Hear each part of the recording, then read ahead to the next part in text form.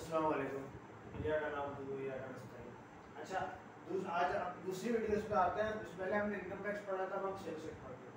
मैंने sales tax में आपको बताया था कि ये product based GST, product based tax है हमारा। प्रोडक्ट तो ये प्रोडक्ट्स पे लगता है।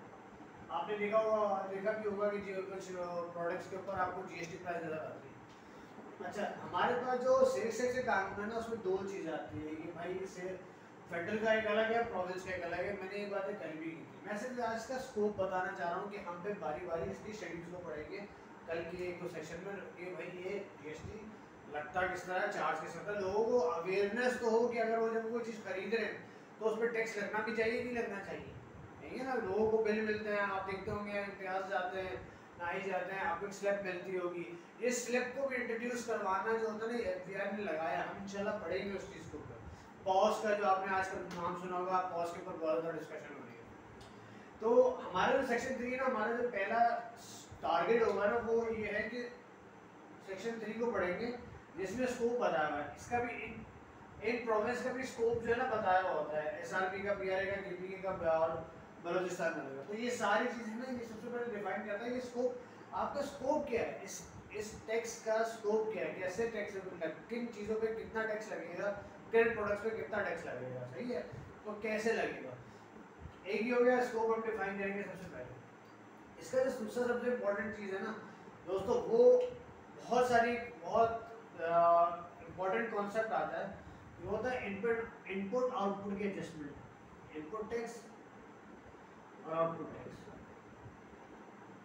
ये हम भी इंशाल्लाह कल डिस्कस करेंगे। बहुत इंपॉर्टेंट कॉन्सेप्ट होता है कि यार ये इनपुट टैक्स आउटपुट टैक्स होता क्या है। मुझे मालूम है बहुत सारे लोगों को चीज़ें पता होती हैं कि यार यहाँ पे इनपुट टैक्स का मतलब सेक्शन 8 में की बात है ना, इनपुट टैक्स की डेफिनेशन दी हुई है, आउटपुट टैक्स की डेफिनेशन दी हुई है, बिल्कुल दी हुई है सर, मैं आपको इस चीज़ से एग्री करता हूँ, सब चीज़ें दी हुई है।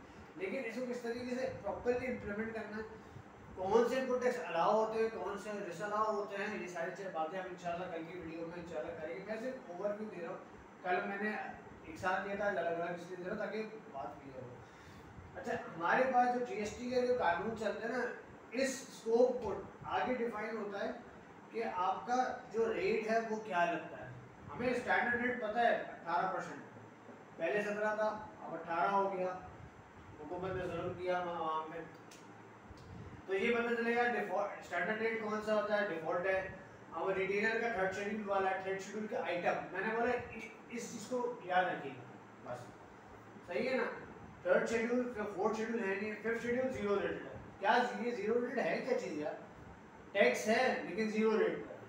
कभी आप उसको एग्जाम्प पर मैं आ गया हूँ, 6 वाला एग्जाम्प है, दोनों में टैक्स जीरो होगा, जीएसटी जीरो होगा, लेकिन इसकी इम्प्लीकेशन अलग होगी, इसकी इम्प्लीकेशन अलग होगी। तो सही है दोस्तों। उसके बाद है 8 शेड्यूल। अब 8 शेड्यूल रिड्यूस रेट है। यहाँ पे थोड़ी सी मसला आता है कि यहाँ पे पता चलाना पड़ता है कि उस पर इनपुट टैक्स मिलेगा भी कि नहीं मिलेगा, मैंने इसलिए लिख दिया है। हम डेफिनेशंस के साथ साथ चलते जाएंगे ताकि उसको कवर करने में आसानी होगी। अच्छा, इसके 9 शेड्यूल भी है, दूसरे शेड्यूल भी है, इंशाल्लाह वो भी हम इंशाल्लाह कवर करेंगे। बेसिकली वो बहुत रेयर होता है, सेमेंट पे क्या है, ब्रिक्स पे क्या है, सेलुलर मोबाइल्स पे क्या है। आईकेप में एक सवाल आया था सेलुलर फोन्स का भी, तो उसका स्पेसिफिकली उस शेड्यूल को टारगेट किया था। तो मैं अपने सीफएफ के दोस्तों को हमेशा ये बात कहूँगा, आईकेप का जब पेपर देने जा रहे हो सेल्स टैक्स के अंदर, आईकेप का पेपर देने जा रहे हो सेल्स टैक्स के अंदर, तो आपको ये जितने शेड्यूल है ना, इस पर बहुत अच्छी कमांड हासिल होनी चाहिए। वो स्पेसिफिकली शेड्यूल्स के अंदर घुसता है और आपसे चीज़ें सवाल पूछता है, और आपको अगर इसके कॉन्सेप्ट पता होंगे ना इन सब चीज़ों का, आप आराम से करोगे इंशाल्लाह। वो हम कवर करेंगे। अगर उसमें भी कोई आईकेप में कोई सवाल हो आप मुझसे पूछिएगा, मैं इंशाल्लाह आपको उसका जवाब दूँगा। सही है, तो ये चीज़ हो गई। अच्छा, इसी तरह प्रोविजनल सेल्स टैक्स के अंदर भी स्कोप के बाद ये देखा जाता है, इसमें 13% आपको इनपुट टैक्स अलाउ होगा कभी नहीं होगा। ये बहुत इंपॉर्टेंट सेक्शन है, इनपुट टैक्स नॉट अलाउड का, टैक्स क्रेडिट नॉट अलाउड का। मैं आपको सेक्शन बताऊंगा इंशाल्लाह, उसके साथ ही हम पढ़ते जाएंगे कि यार ये क्या चीज़ है, किसके ऊपर कितना रेट लगता है। इन पे कुछ जगहों पे भी रिड्यूस रेट लगते हैं, इनके ऊपर भी कुछ जगहों पे रिड्यूस जीएसटी रिड्यूस टैक्स लगता है इसमें भी। तो वो हम इंशाल्लाह वो भी कवर करेंगे। इसके साथ साथ सिर्फ ये बताने का मकसद ये था दोस्तों, इन चीज़ों को कवर करने का मकसद ये है। सबसे पहले तो मैं बात करूँगा आईकेप के स्टूडेंट जो सीफएफ का पेपर देने आ रहे हैं।